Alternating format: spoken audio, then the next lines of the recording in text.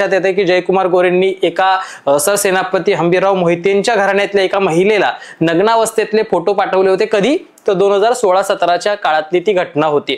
मात्र ती महिला आता माध्यमांसमोर येऊन बोलते की हा माणूस तेव्हा सुद्धा शांत बसला नाही, त्याच्यानंतर सुद्धा मला सातत्याने त्रास देतोय, अशा पद्धतीची त्यांनी प्रतिक्रिया माध्यम समूहांना वेगवेगळ्या दिलेली आहे.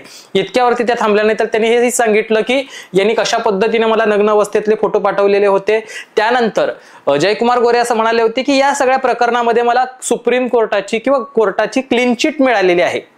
मात्र क्लीन चिट मिळाली असं ज्यावेळेला जयकुमार गोरे म्हणतात त्यावेळेला ती पीडित महिला असं म्हणते की यांना कुठल्याही पद्धतीची क्लीन चिट मिळाली नाही, तर यांना मी माघार घेतली केस म्हणून यांना सोडण्यात आलेलं आहे किंवा कोर्टानं निर्दोष मुक्तता केलेली आहे.